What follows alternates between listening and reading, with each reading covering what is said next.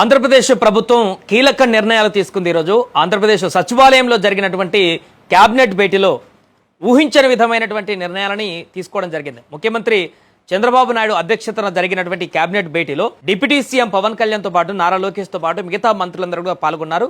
ఈ సమావేశంలో చాలా అంశాలపైన చర్చ కొనసాగింది. దాంట్లో ప్రధానమైనటువంటి అంశము గత కొద్ది రోజుల క్రితం ప్రధాని మోదీ ఏదైతే ఒక అంశాన్ని తెరపైకి తీసుకురావడం జరిగిందో, ప్రతి ఒక్కరు కూడా ఇంధనాన్ని ఆదా చేయాలి, గోల్డ్ని 1 year పాటు కొనకుండా జాగ్రత్త పడాలి, ప్రతి ఒక్కరు కూడా ఖర్చులను తగ్గించాలనేటువంటి విషయాన్ని ప్రధాని మోదీ హైదరాబాద్ వేదికగా ప్రసంగంలో ఏదైతే చెప్పారో ఆ అంశానికి సంబంధించినటువంటి కీలక నిర్ణయాన్ని ఇప్పుడు ఆంధ్రప్రదేశ్ ప్రభుత్వం తీసుకుంది.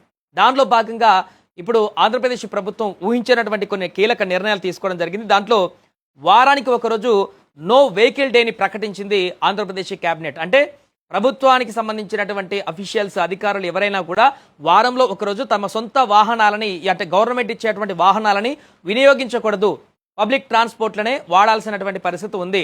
అలాగే మంత్రులు విదేశీ పర్యటనలు కూడా పూర్తిగా రద్దు చేసుకోవాల్సినటువంటి పరిస్థితి ఈ కేబినెట్లో నిర్ణయం తీసుకున్నారు.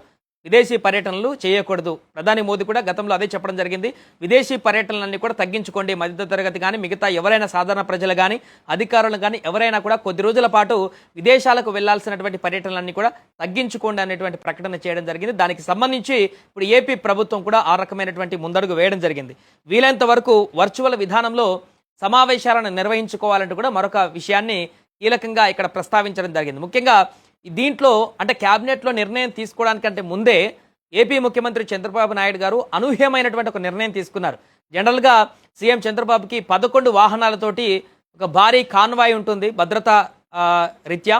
సో ఇప్పుడు సచివాలయానికి వచ్చేటప్పుడే ఆల్రెడీ మనకందరికీ తెలిసిందే, ప్రధాని మోదీయే తన యొక్క కాన్వాయ్ని సగం వరకు తగ్గించేశారు. ఆ ప్రకటన చేసి ఇక్కడ హైదరాబాద్లో ప్రకటన చేసి వెళ్ళినటువంటి తర్వాత నుంచే మొదట అడుగు ఇనిషియేట్గా ప్రధాని మోదీ తీసుకున్నారు. అక్కడ తన కాన్వాయ్ని సగం తగ్గించి మిగతా ప్రతినిధులందరూ కూడా ఇదే రకమైనటువంటి ధోరణి అవలంబించాలంటూ కూడా ఒక సందేశాన్ని ఇచ్చారు. దానికి అనుగుణంగానే ఇప్పుడు ఏపీ ముఖ్యమంత్రి చంద్రబాబు కూడా సచివాలయానికి వచ్చేటప్పుడు తన 11 వాహనాల కాన్వాయ్ని వదిలిపెట్టి కేవలం 4 వాహనాల్లోనే, ఎన్ఎస్జీ వాహనాలు 2, ఎస్కాట్ వాహనం 1, చంద్రబాబు ప్రయాణించేటువంటి వాహనం 1, కేవలం 4 వాహనాల్లోనే సచివాలయానికి వచ్చినటువంటి పరిస్థితి. దీంతో తను కూడా పూర్తిగా సగానికంటే ఎక్కువ వాహనాలని ఇంధన ఖర్చులను పొదుపు చేయడం కోసము, ఆర్థిక వ్యవస్థను బలోపేతం చేయడం కోసము, వృధా ఖర్చులను తగ్గించడం కోసము తను కూడా ముందడుగు వేశాననేటువంటి సంకేతాన్ని ముఖ్యమంత్రి చంద్రబాబు ఇవ్వడం జరిగింది సచివాలయానికి వచ్చేటప్పుడు. దానికి సంబంధించిన విజువల్స్ కూడా ఇప్పుడు వైరల్గా మారుతున్నాయి. ఎప్పుడైనా కూడా చంద్రబాబు వచ్చినప్పుడు ఒక కాన్వాయ్ ఇట్లా మనకు కనిపిస్తుంటుంది. కానీ ఇప్పుడు సాదాసీదాగా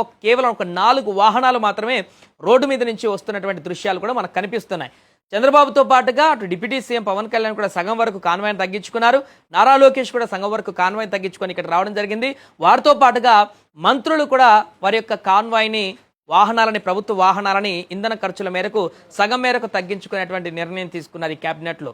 అంతేకాకుండా ప్రజాప్రతినిధులు మిగతా ఎవరైనా కూడా ఎక్కడైనా సమావేశాలు జరిగినా, ప్రభుత్వ కార్యక్రమాలు జరిగినా, ఈవెంట్లు జరిగినా ప్రభుత్వ వాహనాలని ఎక్కువ మేరకు ఉపయోగించకుండా పబ్లిక్ ట్రాన్స్పోర్ట్ మనందరికీ తెలిసిందే. ప్రతి ఆర్టీసీ బస్సులో ముందు వెళ్ళగానే మనకు ఫస్ట్ కనిపిస్తుంది సీట్లో రిజర్వ్డ్ సీట్స్ కొన్ని ఉంటాయి. ఎమ్మెల్యే, ఎంపీ, ఎమ్మెల్సీ అని చెప్పేసి కొన్ని రిజర్వ్ సీట్లు ఉంటాయి, మినిస్టర్స్ అని చెప్పేసి. సో ఆ సీట్లను ఇప్పుడు వినియోగించుకోవాల్సిన పరిస్థితి ఇప్పుడు వచ్చింది. మనం ఎప్పుడు ఆర్టీసీలోకి వెళ్ళినా కూడా ఆ రిజర్వ్ సీట్లు అనగా ఆ సీటు మీద వెనక బోర్డు మీద రాసి ఉంటాయి, కానీ ఎప్పుడు కూడా మనకు అక్కడ ప్రజాప్రతినిధులు కూర్చున్నటువంటి దాఖలాలు కనిపించవు. కానీ ఇప్పుడు తీసుకున్నటువంటి ఏపీ కేబినెట్ నిర్ణయాల కారణంగా ఇక నుంచి ఆ ఆర్టీసీ బస్సుల్లో ప్రయాణం చేయాల్సినటువంటి పరిస్థితి చేస్తే ఒక ప్రజలకు మంచి సంకేతం కూడా వచ్చేటువంటి అవకాశం ఉంది. మిగతా సాధారణ ప్రయాణికులతోటి ఎమ్మెల్యేలు కానీ, ఎంపీలు కానీ, మినిస్టర్స్ కానీ అక్కడ రిజర్వ్ వాళ్ళకి ఏదైతే సీట్లు ఉంటాయో అక్కడ కూర్చోగనక ప్రయాణించినట్లయితే ఇంధన ఆదానే కాకుండా ప్రజలతో సమన్వయంతో ముందుకు వెళ్ళేటువంటి ఒక మంచి అట్మాస్ఫియర్ కూడా వచ్చేటువంటి అవకాశం కనిపిస్తుంది.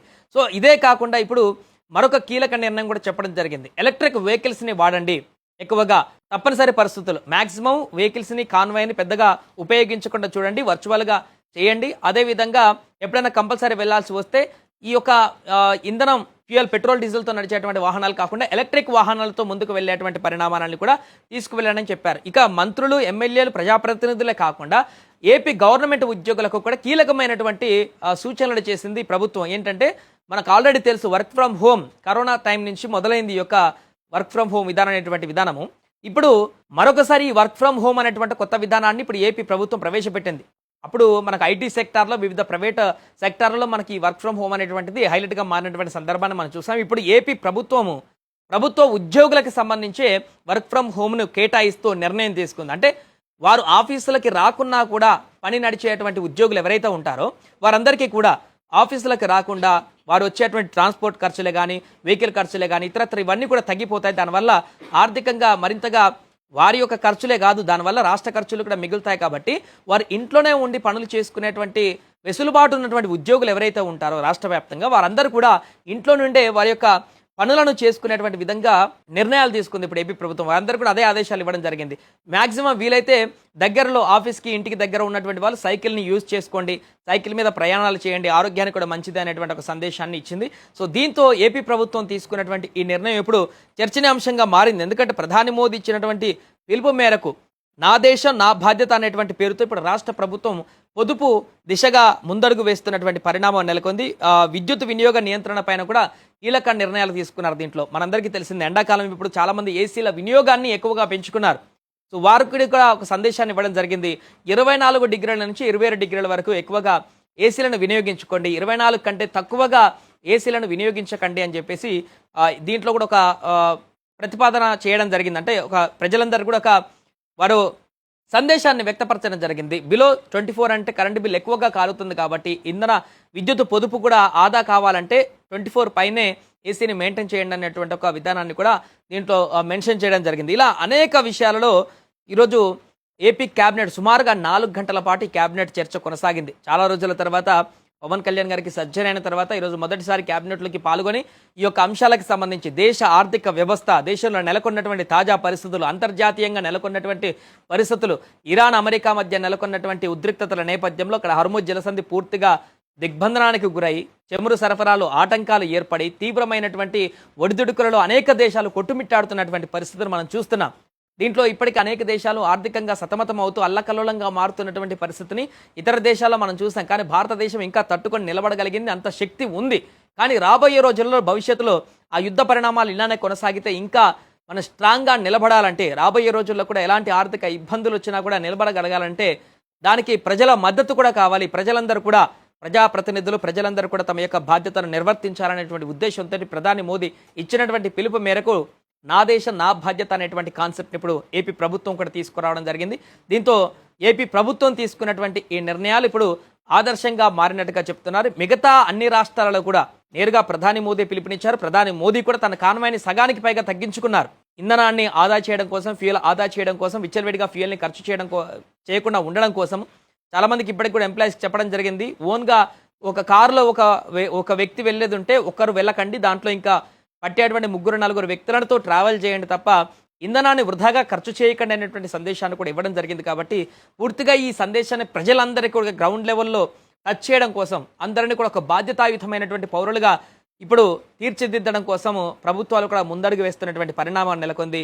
ఇప్పుడు ప్రధాని మోదీ వెంటనే ఇప్పుడు ఆంధ్రప్రదేశ్ ప్రభుత్వం కూడా ముందడుగు వేస్తున్నటువంటి ఈ తరుణంలో క్యాబినెట్లో తీసుకున్నటువంటి ఈ నిర్ణయాలు ఇప్పుడు చర్చనీయాంశంగా మారాయి.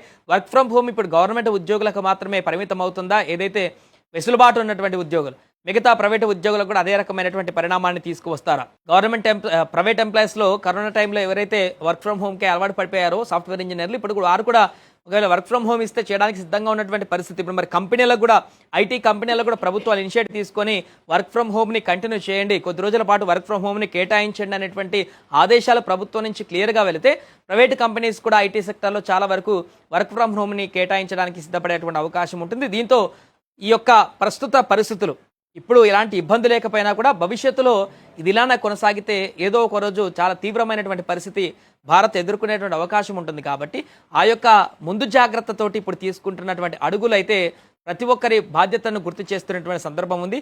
మరి ఇప్పుడు ప్రధాని మోదీ ఇచ్చినటువంటి పిలుపు మేరకు ఆంధ్రప్రదేశ్ రాష్ట్రం మాత్రమే ఈ యొక్క ఇనిషియేటివ్ తీసుకుంటుందా? మిగతా రాష్ట్రాలన్నీ కూడా తమ యొక్క బాధ్యతను నిర్వర్తిస్తాయా? వారు కూడా ఇలాంటి వర్క్ ఫ్రమ్ హోమ్లు కానీ, ప్రజాప్రతినిధుల యొక్క కాన్వాయ్లను తగ్గించుకొని ఇంధన ఖర్చులను ఆదా చేయడమే కాకుండా విద్యుత్ ఖర్చులు కానీ ఇతరత్ర ఖర్చులన్నింటి కూడా తగ్గించుకొని ముందుకు వెళ్తాయా లేదనేది మాత్రం ఇప్పుడు చూడాల్సి ఉంది.